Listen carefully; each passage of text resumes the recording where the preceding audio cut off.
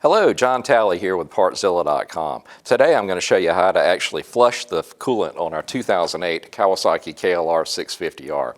It involves just draining out the old fluid, putting in what they call a flushing compound in with just regular water, running that through the machine a little bit, draining that out, and then we actually go through the process of refilling it with the fluid that we're going to end up keeping in the machine. So if you're ready, I'll go grab a couple of tools and I'll show you how to get it done.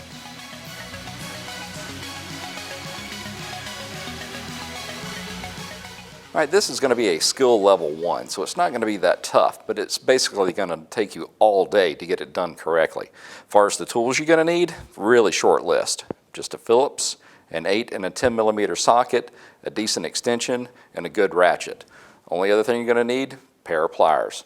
Well, other than that, if you would, reference our parts diagrams, and that'll give you an idea of where the different bolts are that we're going to need to get to remove and then reinstall the actual reservoir.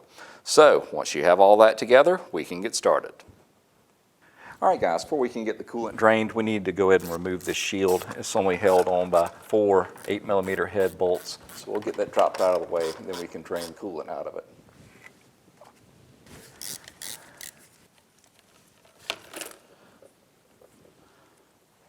All right, want to make sure you don't lose your little crush washer there. So make sure that stays with your bolt. All right, that looks like it's got all of it. Let's go ahead and put the drain bolt back in. All right, we've got the main radiator fluid drained, but we've got to go ahead and get to the overflow reservoir. So, got a couple of Phillips heads that are holding in just a plastic cover. Now, we just have 4 8 millimeters, there, and there, that I need to get out. Then I can bring it toward me and go ahead and dump out the rest of the fluid that's inside.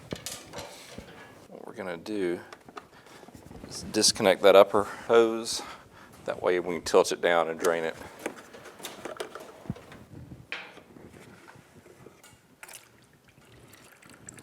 All right guys, we've got this drained out, but what I'm going to do is just put regular water back in it to maybe a third full, to pretty much approximate how much would be in it when it's under a normal running condition.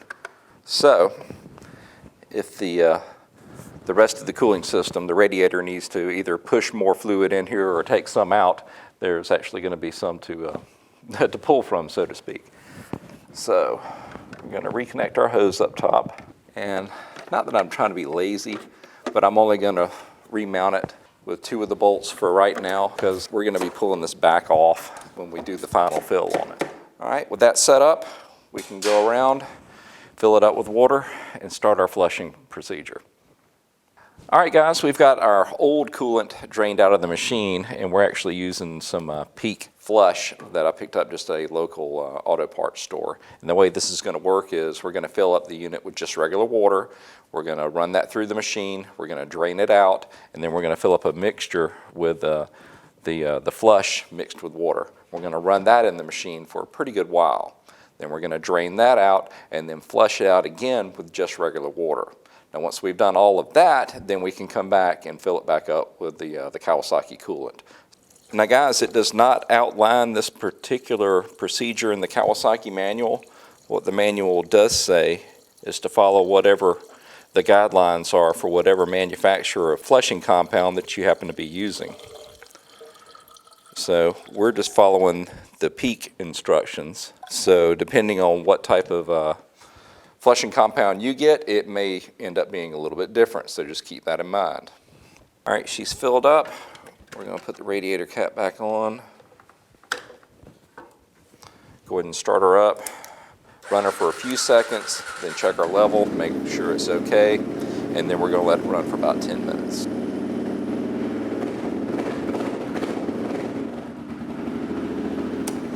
All right guys, just run about 10 minutes. So let it cool down a bit, and then we'll pull that radiator cap and then get it drained.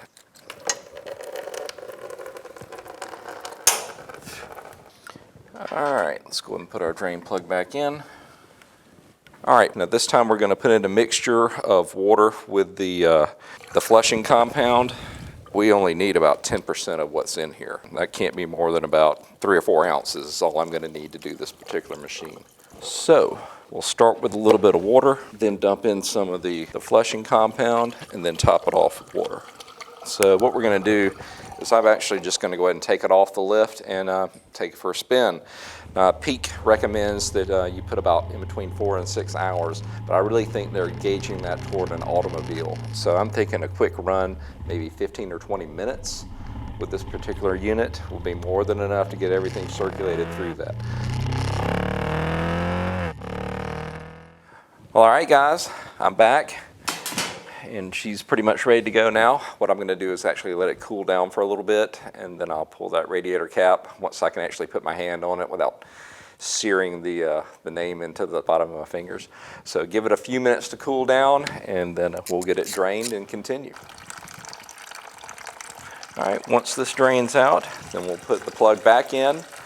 We'll refill it with just water, and then we can just let it idle on the bench this time around, another 8 to 10 minutes.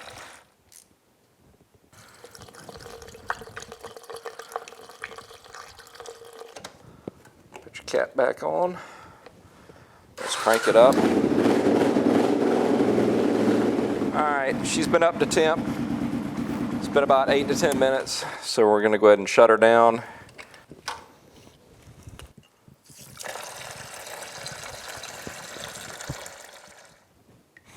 All right, let's put in that drain bolt, make sure the washer's on there. Now we need to go ahead and drain that water that we put in the reservoir way back at the beginning. So let's get those 2 bolts out. Disconnect that upper hose. And that level never really changed, but hey, we had it in there if it needed it. You know, guys, it looks like there's some sediment down at the bottom of this reservoir. So we are going to go ahead, disconnect that bottom hose, and clean that out. Honestly, I probably should have caught that when I first drained it. I just didn't see it, but I'm kind of glad I did now because that doesn't need to be there. All right, tank's completely cleaned out. Before I go to reinstall it, you can't really see these 2 marks very well, so I'm going to go ahead and mark them. This is your upper and lower marks for your coolant level. What we're going to do is go and reconnect this lower hose, get our clamp back on, and we're going to fill it up to that top mark. All right, it's very close to that top mark. We're going to go ahead and put our cap on, get our other hose clamp on, and reconnect that top hose. And we can go ahead and mount the reservoir back. All right, we'll leave this cover off for just a minute because what we're going to do is go ahead and fill up the main system, and then we're going to come back around, make sure that that level's looking good. And this fluid I'm using is from Kawasaki, and it's already pre-diluted, so you can just pour it straight in. All right, it looks to be full for the most part. Go ahead and squeeze the hoses. Try to force out any air bubbles that may still be in there. All right, it's completely full. Go ahead and close it back up. Run it for a few minutes. Let it cool back down, check our level on the side, and if it needs to be adjusted, then we'll add coolant to the coolant tank only, because we're pretty much finished with the radiator part of it, the radiator cap. All right, she's up to temp. We're going to let it cool down probably 10-15 minutes, check that level, and then we should be able to button it up. All right, let's take a peek.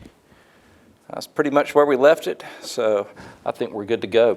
Let's go ahead and get this this cover back on, and then that lower plate.